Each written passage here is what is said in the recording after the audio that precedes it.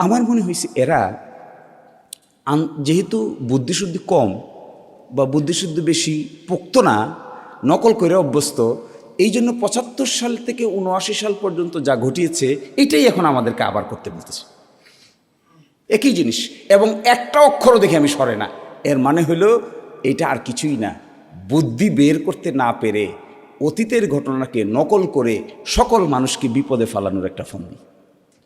যেদিন ক্ষমতা থাকবে না, আমি বলে দিয়ে যাচ্ছি, যেদিন ক্ষমতা থাকবে না, যে রাস্তা তারা আমাদেরকে দেখাচ্ছেন, এই পুরাটা একদিন ওলট পালট হয়ে যাবে। এই উলট পালট থেকে রক্ষার একমাত্র রাস্তা ছিল সংবিধান সংস্কার পরিষদ, এখানে উত্থাপন করা, অ্যাকসেপ্ট করা, সিলগালা করা। ভবিষ্যতে কোনো আদালতে এগুলো নিয়ে প্রশ্ন ওঠার কিছু নাই। আপনি একটা রেফারেন্ডাম আদালতে গিয়ে বাদ করে দিবেন? তো জনগণের কথা, তো জনগণের, আচ্ছা বলেন তো দেখি, বিপ্লব সঠিক হয়েছে কি হয় নাই, এই কথা কি বাংলাদেশের আদালত বলতে পারে? 3টা কেস পড়েছিলাম আমরা, একটা গ্রানাডা, একটা ছিল লেসোথো, আর একটা ছিল ফিলিপাইন। এই 3 বিপ্লবের, মাস আপসার্জের বিপ্লবের কথা পরবর্তীতে সুপ্রিম কোর্টে যায়। সুপ্রিম কোর্ট বলে দিয়েছিলেন, এই 3 রায়ের বলে দিয়েছে সুপ্রিম কোর্ট যে না, আমরা এটার বিচারক হইতে পারবো না। এই ঘটনার বিচারক শুধুমাত্র হলো জনগণ। আমরা বিচারকরা এসি রুমে বসে এখানে কলম কাগজ নিয়ে বাংলাদেশের বিপ্লব সঠিক হয়েছে না বেঠিক হয়েছে এই সিদ্ধান্ত আমরা দিতে পারবো না, কারণ আমরা নিজেরাই তো পলাই গেছিলাম। তো কি করে হয়? আচ্ছা বলেন, একটা রেভলিউশন, একটা বিপ্লব, একটা মাস আপসার্জ, কোনো আদালত বলবে এটা সঠিক না বেঠিক? আদালতের সিস্টেম মেনে বিপ্লব হয়? আদালতের সিস্টেম মেনে পৃথিবীর কোথাও বিপ্লব হয়েছে? This is a wrong conception. ফলে আমি কনক্লুশনটা শেষ করে দিচ্ছি এইভাবে, যে রাস্তা সালাউদ্দিন ভাই আর আমাদের আসাদুজ্জামান ভাই আমাদেরকে দেখানোর চেষ্টা করছেন এটা নকল রাস্তা। এই রাস্তাটা ওনাদের অতীত ইতিহাসের সঙ্গে পরিচিত। যেহেতু নকল বা ছাত্র, সেই জন্য ওই সিস্টেমের বাইরে ডাইনি বামে নড়তে চাচ্ছে না। নড়তে না চাইলে এসে কি উত্তর দিচ্ছে আমাদেরকে? সংবিধানের 4th শিডিউলে আমরা একটা প্যারাগ্রাফ যোগ করে দিব, ওই প্যারাগ্রাফটা যোগ করে দেয়া আমরা বলবো যে এই সময় থেকে এই সময় পর্যন্ত যা হয়েছিল এটা নিয়ে কোনো আদালতে প্রশ্ন উত্থাপন করা যাবে না।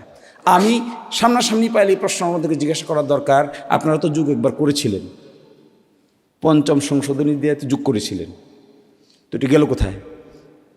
7ম সংশোধনী দিয়ে এরশাদ সাহেব যোগ করেছিল, এটা গেল কোথায়? আর্টিকেল প্যারাগ্রাফ 17ও নাই, প্যারাগ্রাফ 18 নাই, প্যারাগ্রাফ 19 নাই, প্যারাগ্রাফ 3ও নাই। 3ও গেল, 18ও গেল, 19ও গেল, আদালতের মাধ্যমে গেল, রিভিউ তো পারলেন না।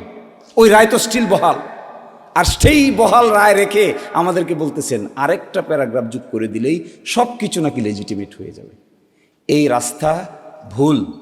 আমি আপনাদেরকে বলছি যে সলিউশন তারা দেখাচ্ছেন, এটা আমরা যতটুকু আইন কানুন লেখাপড়া করেছি, this is a wrong route. আইনমন্ত্রী আর স্বরাষ্ট্রমন্ত্রী দুইজনে মিলে একটা ফর্মুলা দিয়েছে। এই ফর্মুলাটা সঠিক না বেঠিক এটা বলেই আমি শেষ করে দেব। ওনারা বলেছেন, স্বরাষ্ট্রমন্ত্রী সাহেব বলেছেন তাদের বক্তৃতার 39 মিনিটে, যে গণভোটের প্রস্তাব করেছিলাম আমি করেছিলাম, তারপর একটু ডট ডট ডট, রাষ্ট্রপতি আদেশ তো জারি করতে পারেন না, সেটা একটা রিট এবং গণভোটের সার্টেন প্রভিশন মানে সেকশন এবং আদেশের টোটাল সেটা চ্যালেঞ্জ হয়েছে কনস্টিটিউশনাল কিনা।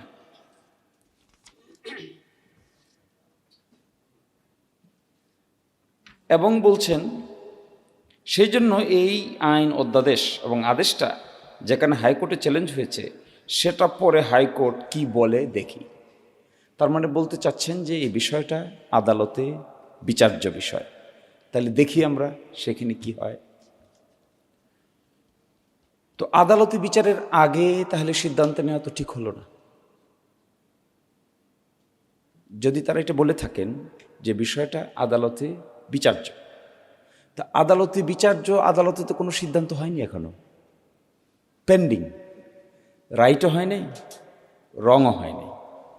তা যদি না হয়ে থাকে তাহলে ওনারা যে নিজে নিজে সিদ্ধান্ত নিলেন যে শপথ নেবেন না, ওটা কোন আদালত? তাহলে বোঝা যাচ্ছে আদালতের পেন্ডিং এই কথাটাকে একটা দোহাই হিসেবে ব্যবহার করতে চেয়েছে।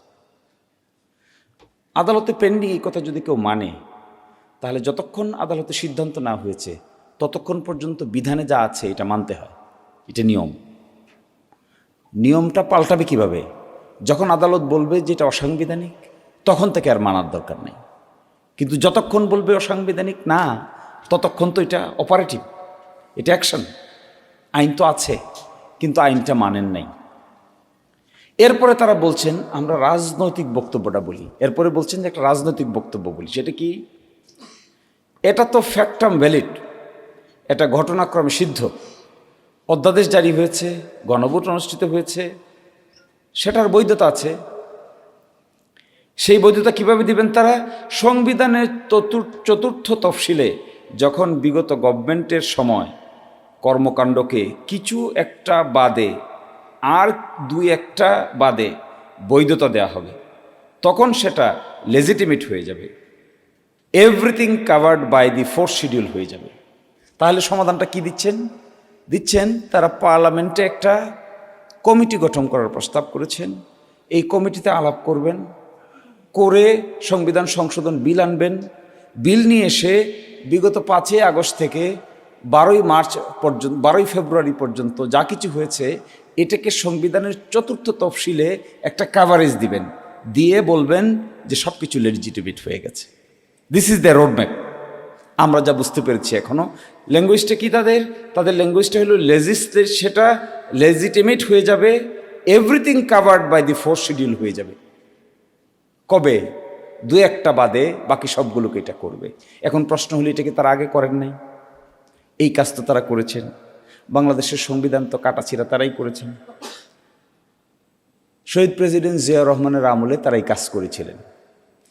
তারা এসে বলেছিলেন যে 15ই আগস্ট 1975 থেকে 9ই এপ্রিল 1979 সাল পর্যন্ত যা কিছু করা হয়েছে এইগুলো কোনো আদালতে প্রশ্ন উত্থাপন করা যাবে না। তাহলে একটা লিগ্যাল কাভারেজ দিলেন। এই লিগ্যাল কাভারেজ কোথায় দিলেন? এই লিগ্যাল কাভারেজ দিলেন সংবিধানের চতুর্থ তফসিলের প্যারাগ্রাফ 3A অ্যাড করে। 3A-তে গিয়ে বললেন যত মার্শাল ল, অর্ডার, রেগুলেশন, বাইলজ এতদিন থেকে এতদিন পর্যন্ত যা কিছু করা হয়েছে এগুলো কোনো আদালতে প্রশ্ন উত্থাপন করা যাবে না। পঞ্চম সংশোধনীর মামলা শুনানির সময় বাংলাদেশের সুপ্রিম কোর্ট বলে দিছে, হু আর ইউ টু সে টেল ইট? আপনি কে? আপনি তো ইউজারপার, মানে হলো আপনি ক্ষমতা দখলদার। আপনি জলপাই কালারের বন্দুক, শার্ট প্যান্ট নিয়ে এসে ক্ষমতা দখল করে হঠাৎ করে বলতেছেন যে এই সময় থেকে এই সময় পর্যন্ত কোনো প্রশ্ন উত্থাপন করা যাবে না। এই মর্মে পঞ্চম সংশোধনী মামলার রায় প্রকাশিত হয়েছে 1/2/2010। এটা রিভিউ হয়েছে, রিভিউর রায় হয়েছে 29/3/2011। এই দুই রায়ে 3A প্যারাগ্রাফটাকে অসাংবিধানিক ঘোষণা করে দিয়েছে। আর সেই পথে এখন আবার আমাদের দেখাচ্ছে, যে পথে হেঁটে একবার বাংলাদেশের কোর্ট অসাংবিধানিক ডিক্লেয়ার করে দিয়েছে, একই পরিচিত পথ আমার মনে হয় ব্রেইনকে কাজে লাগায় নাই বা ব্রেইনকে হ্যামার করে নাই। এটা হলো অনেকটা মুখস্থ পথ। এই যে তুতা পাখির মতো তাল গাছ এক পায়ে দাঁড়িয়ে সব গাছ ছাড়িয়ে উকি মারে আকাশে, তো ওইটাও কয় তাল গাছ এক পায়ে দাঁড়িয়ে উকি মেরে। তাল গাছ তো এখন আর তাল গাছ নাই, আমরা তো এখন বট গাছ নিয়ে খেলতেছি। ওটা তো আর আগের মতো তাল গাছ নাই। ওরা ভাবছে তাল গাছ কি মিলিটারি শাসন জারি করছিল, অসাংবিধানিক হয়েছিল, ওই অসাংবিধানিক জায়গাটাকে সাংবিধানিক করার জন্য 3A যোগ করছে।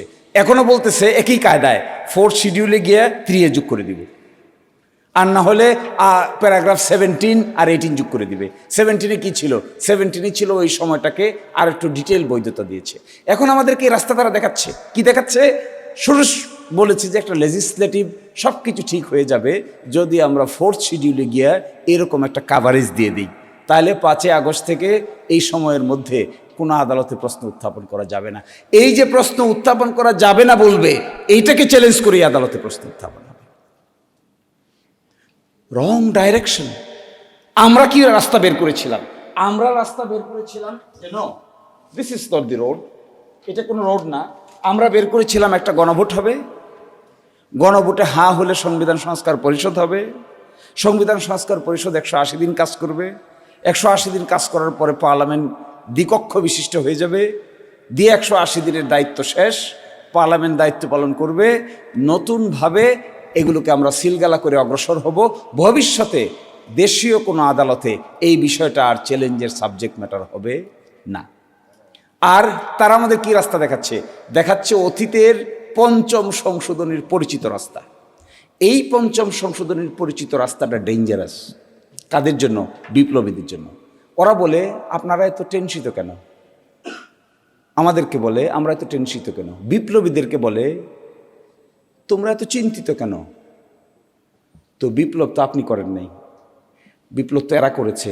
যারা বিপ্লব করেছে তারা তো গিলোটিনের সামনে আছে, যারা গিলোটিনের সামনে আছে চিন্তা তো তারই বেশি হবে, চিন্তা তো আপনার বেশি হওয়ার কথা না। বাংলাদেশে এই ঘটনার জন্য 5ই আগস্ট ঘটনার জন্য যদি কারো গলা কাটা যায়, তাহলে গলা কাটা যাবে তো ছাত্র নেতৃবৃন্দের সর্বাগ্রে। তো ছাত্র নেতৃবৃন্দের চিন্তাই তো বেশি থাকার কথা। আমি হিসাব করে দেখেছি এই যে ইন্টেলেকচুয়াল ব্যাংক্রাফসি আছে, বুদ্ধিগত দেউলিয়াপনা আছে। বুদ্ধিগত দেউলিয়াপনার কারণে কি হয় জানেন?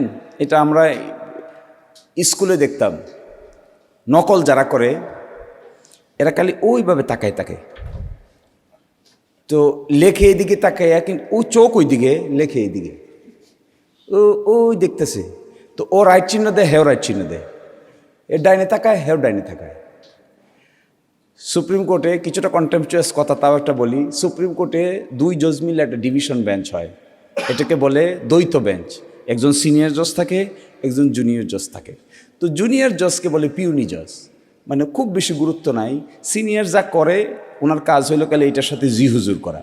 তো সিনিয়র যদি বেল লেখে, বি লেখে, তো জুনিয়র জজ ওই করে তাকায় থাকে, উনি বি লেখছে না সি লেখছে। তো বি লেখছে তো উনিও লেখে বি, মানে বেল। এস লেখে মানে স্টে, আর এস মানে রুল অ্যান্ড স্টে। তো উনি খালি তাকায় থাকে, কারণ সিনিয়র জাজ জুনিয়র দিকে তাকায়ও না, ইনসাল্টিং এক ধরনের। আমার মনে হয়েছে এরা যেহেতু বুদ্ধিশুদ্ধি কম বা বুদ্ধিশুদ্ধি বেশি পোক্ত না, নকল করে অভ্যস্ত, এই জন্য 75 সাল থেকে 79 সাল পর্যন্ত যা ঘটিয়েছে এটাই এখন আমাদেরকে আবার করতে বলতেছে, একই জিনিস। এবং একটা অক্ষরও দেখে আমি সরে না। এর মানে হলো এটা আর কিছুই না, বুদ্ধি বের করতে না পেরে অতীতের ঘটনাকে নকল করে সকল মানুষকে বিপদে ফেলানোর একটা ফন্দি। যেদিন ক্ষমতা থাকবে না, আমি বলে দিয়ে যাচ্ছি, যেদিন ক্ষমতা থাকবে না, যে রাস্তা তারা আমাদেরকে দেখাচ্ছেন, এই পুরাটা একদিন ওলট পালট হয়ে যাবে। এই উলট পালট থেকে রক্ষার একমাত্র রাস্তা ছিল সংবিধান সংস্কার পরিষদ, এখানে উত্থাপন করা, অ্যাকসেপ্ট করা, সিলগালা করা। ভবিষ্যতে কোনো আদালতে এগুলো নিয়ে প্রশ্ন ওঠার কিছু নাই। আপনি একটা রেফারেন্ডাম আদালতে গিয়ে বাদ করে দিবেন? তো জনগণের কথা, তো জনগণের, আচ্ছা বলেন তো দেখি, বিপ্লব সঠিক হয়েছে কি হয় নাই, এই কথা কি বাংলাদেশের আদালত বলতে পারে? 3টা কেস পড়েছিলাম আমরা, একটা গ্রানাডা, একটা ছিল লেসোথো, আর একটা ছিল ফিলিপাই। এই 3 বিপ্লবের, মাস আপসার্জের বিপ্লবের কথা পরবর্তীতে সুপ্রিম কোর্টে যায়। সুপ্রিম কোর্ট বলে দিয়েছিলেন, এই 3 রায়ের বলে দিয়েছে সুপ্রিম কোর্ট যে না, আমরা এটার বিচারক হইতে পারবো না। এই ঘটনার বিচারক শুধুমাত্র হলো জনগণ। আমরা বিচারকরা এসি রুমে বসে এখানে কলম কাগজ নিয়ে বাংলাদেশের বিপ্লব সঠিক হয়েছে না বেঠিক হয়েছে এই সিদ্ধান্ত আমরা দিতে পারবো না, কারণ আমরা নিজেরাই তো পলাই গেছিলাম। তো কি করে হয়? আচ্ছা বলেন, একটা রেভলিউশন, একটা বিপ্লব, একটা মাস আপসার্জ, কোনো আদালত বলবে এটা সঠিক না বেঠিক? আদালতের সিস্টেম মেনে বিপ্লব হয়? আদালতের সিস্টেম মেনে পৃথিবীর কোথাও বিপ্লব হয়েছে? This is a wrong conception. ফলে আমি কনক্লুশনটা শেষ করে দিচ্ছি এইভাবে যে রাস্তা সালাউদ্দিন ভাই আর আমাদের আসাদুজ্জামান ভাই আমাদেরকে দেখানোর চেষ্টা করছেন এটা নকল রাস্তা। এই রাস্তাটা ওনাদের অতীত ইতিহাসের সঙ্গে পরিচিত।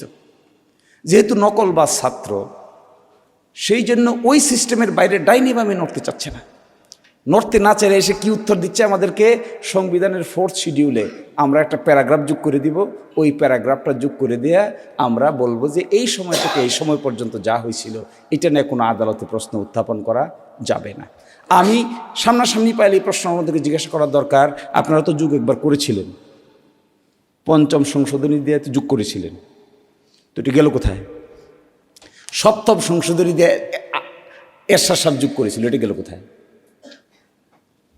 আর্টিকেল প্যারাগ্রাফ 17ও নাই, প্যারাগ্রাফ 18 নাই, প্যারাগ্রাফ 19 নাই, প্যারাগ্রাফ 3ও নাই।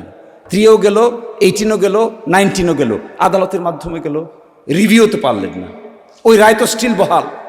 আর সেই বহাল রায় রেখে আমাদেরকে বলতেছেন আরেকটা প্যারাগ্রাফ যোগ করে দিলেই সব কিছু নাকি লেজিটিমেট হয়ে যাবে। এই রাস্তা ভুল।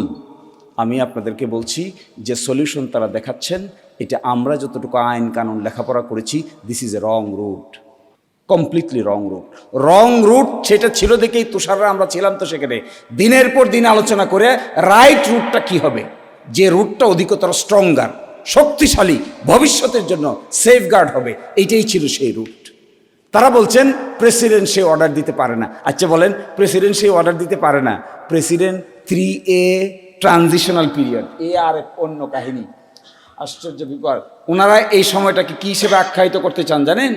ওনারা আখ্যায়িত করতে চান, এই সময়ের নাম দিয়েছেন তারা ক্রান্তিকালীন সময়। এখানে বলছেন যে ক্রান্তিকালীন সময়, ওনারাই বলছেন 72 সালের পরে আর ক্রান্তিকালীন সময় নাই। আপনারা দেখেন না, ওনারা আর্গুমেন্ট করে যে প্রেসিডেন্ট 72 সালের পরে আর কোনো অর্ডার দিতে পারে না। শুনছেন? 72 সালের পরে অর্ডার দিতে পারে না। প্রেসিডেন্ট 72 সালে অর্ডারগুলো দিয়েছিল কিসের অধীনে? ট্রানজিশনাল পিরিয়ডের অধীনে, ক্রান্তিকালীন সময়। এখন আবার এসে চতুর্থ তফসিলে ঢুকতে চাচ্ছেন, চতুর্থ তফসিলই তো ক্রান্তিকালীন সময়। তো যদি তখনকার প্রেসিডেন্ট ক্রান্তিকালীন সময় ছাড়া আদেশ দিতে না পারেন আর 72-এর পরে তা ক্লোজ হয়ে গিয়ে থাকে, এখন যে আমাদেরকে আবার চতুর্থ তফসিলে ঢুকতে বলতেছেন, তো চতুর্থ তফসিলে ঢুকছে বলার মানে কি? ক্রান্তিকালীন সময়ের ভিতরে ঢুকানো। তো ক্রান্তিকালীন সময় হলে কি হবে? প্রেসিডেন্ট অর্ডার দিতে পারবে? আপনারা বলেন প্রেসিডেন্ট অর্ডার দিতে পারবে না, তো প্রেসিডেন্ট অর্ডার না দিলে চতুর্থ তফসিলের কথা কেন বলছেন আমাদেরকে? অর্থাৎ তালেগুলো পাকাই গেছে। তো আমি এই এতটুকু বলি, আমাদেরকে এই রং রুটে নেবেন না, please come to the right route. আমরা বিপ্লবীদেরকে we must save them, they are our pride, we must respect them. বিএনপির একটা বাজে অভ্যাস আছে, যে তার জন্য রাস্তা পরিষ্কার করে, বিএনপি তার জন্য কবর করে। বিএনপির ইতিহাসে অতীতে যাদের রাস্তা পরিষ্কারের কারণে বিএনপি ক্ষমতার স্বাদে আসছে, দেখবেন সবাই কারো পাশেই শেষ পর্যন্ত বিএনপি স্ট্রংলি দাঁড়ায় না। এটা একটা খারাপ দিক, এটা ভালো কিছু না। So we have to be very careful যে রং রুটে যাওয়া যাবে না। সমাধানটা কি? সমাধানটা হলো রাইট রুট। রাইট রুট কি? জুলাই জাতীয় সনদ বাস্তবায়ন আদেশ, সেকশন 7, সেকশন 8, সেকশন 9, সেকশন 10, এটা হলো রাইট রুট। এই রাইট রুটে গেলে উই অল আর সেই, এই রাইট রুটে না গেলে we all will be in danger. সকলেই ভালো থাকবেন। আল্লাহ হাফেজ।